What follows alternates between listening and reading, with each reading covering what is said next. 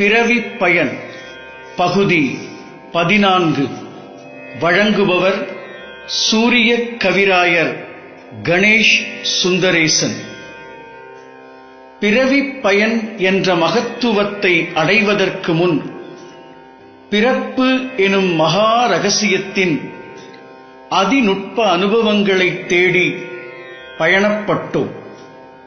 காடுகளும் மலைகளும், குகைகளும் பாலைவனங்களும், சதுப்பு நிலங்களும் மற்றும் கடல் பரப்பையெல்லாம் கடந்து உலகம் சுற்றி வானமண்டலம், அங்கே சந்திரன் செவ்வாய் கிரகங்களிலெல்லாம் கால் பதித்து சர்வ சகல அகிலங்களையும் அறிவால் அளக்கும் ஆற்றலை கைக்கொண்டு விஞ்ஞான வளர்ச்சியில் எல்லாம் முடியும் என்று அணுக்களை பிளந்து கடவுள் துகள் கண்டறிந்து பிளாக் ஹோல் என்று சொல்லக்கூடிய கருப்பு வளையம் ஆய்ந்து குளோனிங் வரை வளர்ந்து ஆற்றலால் உயர்ந்து நிற்கும் மானுடமே, ஞானம் என்று சொன்னவுடன் இட்ஸ் வெரி டிஃபிகல்ட், இது என்னால் முடியாது, இது எனக்கு புரியாது என்று ஒதுங்கத் துடிக்கும் உயிர்த்துளிகளே, பிறவிப் பயன் என்பது ஒரு அனுபவம்.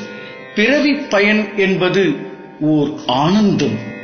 ஞானம் என்பது ஓர் அதிசயம். அதிசயத்தையும் ஆனந்தத்தையும் அனுபவத்தையும் உணர சற்று கடினமாகத்தான் இருக்கும்.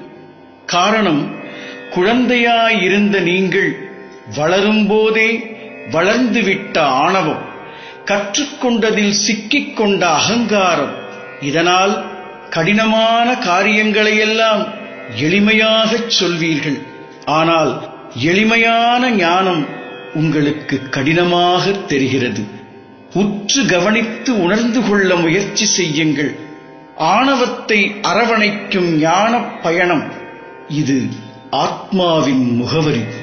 முட்களோடு கடினமாக படைக்கப்பட்ட ஒரு சிருஷ்டியை உங்களுக்கு அறிமுகப்படுத்துகின்றேன். முட்களும் கடினத் தோலும் கொண்ட பலாப்பழத்தின் படைப்பை கண்ணியத்தோடு கவனியுங்கள். அந்த கடினத்தன்மைக்குள்தான் சுவை மிகுந்த சுளைகள் உள்ளன. ஞானமும் அப்படித்தான். பிறவாமையும் இரவாமையும் நித்தியத் தன்மையும் ஒரு உயிர்த்துளி எய்துகிறது என்றால் அதுதானே ஜென்ம பாக்கியம், அதுதானே பிறவிப் பயன். It's very difficult, but it's real root. இந்த உண்மையை புரிந்து கொள்ள வேண்டாமா? இது கடினமானது, ஆனால் முழுமையானது, பரிபூரணமானது. அந்த முழுமைதான், அந்த பரிபூரணமான சக்திதான் மகா ஆத்மா. அந்த பரிபூரணமான ஆத்மாவின் ஒரு துளிதான் உயிர்த்துளி. அந்த உயிர்த்துளியை தீண்டும் பிரபஞ்ச பெரும் பரிசே ஆதிஸ்ருதி. ஆதிஸ்ருதியா? ஆச்சரியமாக இருக்கின்றதா?